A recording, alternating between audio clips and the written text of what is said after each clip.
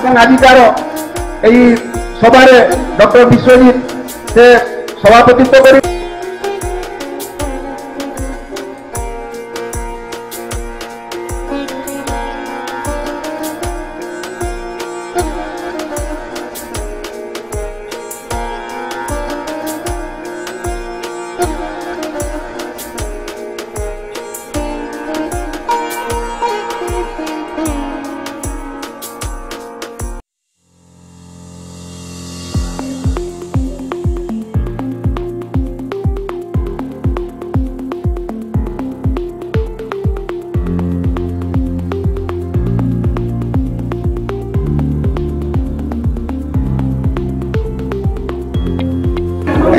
MD इस्लाम आवाहक गांधी शांति प्रतिष्ठान बालेश्वर केन्द्र।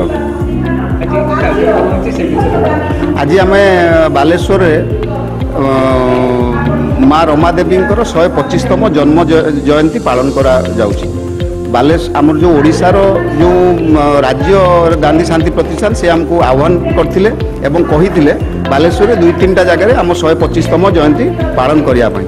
रमादेवी आमर ओडिशार जड़े संग्रामी जड़े स्वाधीनता संग्रामी समाजसेवी तांकर जो प्रचार प्रसार निमंते लोक जानी नांती तांकर ओडिशा प्रति केते अवदान। से ओडिशा आम स्वाधीनता पई जेल जाइचंती महात्मा गांधी सहित से संघर्ष करचंती स्वाधीन आनिया पई। सेहिति पई आमे आज बालेश्वर रे यही जो रमादेवी 125तम जयंती पालन करा जाउची एवं एथिरे आमर समस्त बालेश्वर केन्द्र समस्त सभ्य सभ्या माने ओतप्रोत भाव जड़ित एवं समस्ते हाथ को हाथ मुड़े मिले कांध को कांध मिले यही जो आम जो उत्सवटा पालन कर समस्ते साहाय्य और सहानुभूति एवं आर्थिक रूप से मानसिक रूप से शारीरिक रूप से समस्ते साहाय्य करचंती। आज जो बड़ी यही जो आम सक्सेस हो पारिछु आमर समस्त सभ्य सभ्या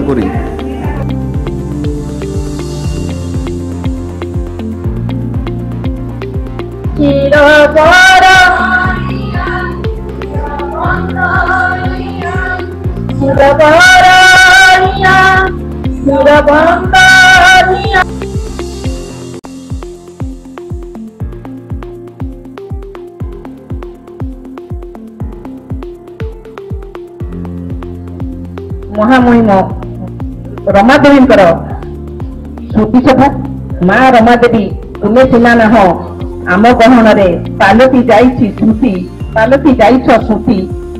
निजर कर्मक्षेत्र कर्मनिष्ठ और कर्तव्यनिष्ठ निजर दायित्व प्रति सतत सचेतन एई विशृंखलित जीवन यात्रार अंधारी पथरे महात्मा गांधी आलोकवर्तिका धरी आत्मप्रकाश करिसंती। देश महात्मा गांधी आदर्श आगे जीवाई नेबाई विरोधाभास सहित विच्छिन्नता भितर अहिंसा सेतु निर्माण करिसंती। आज सभापति आसन अलंकृत डॉक्टर विश्वजीत को सादर अभिनंदन। अनेक अनेक साधुवाद अनेक अनेक धन्यवाद।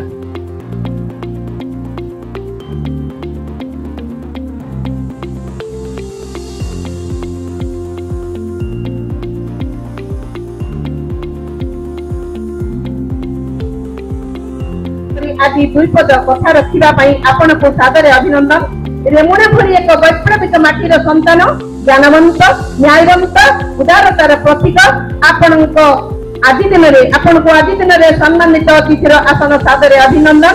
अनेक अनेक साधुवाद। महात्मा गांधी रास्तार ये जो भारत वर्ष संविधान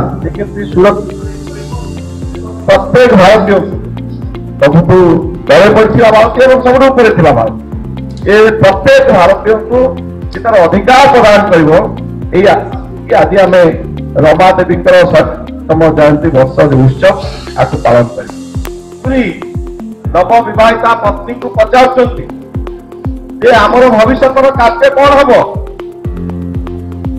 15 वर्ष बयस गोटे झील सी कहते स्वामी को कही तो पाना पिठी लिखि दौरान परोपकार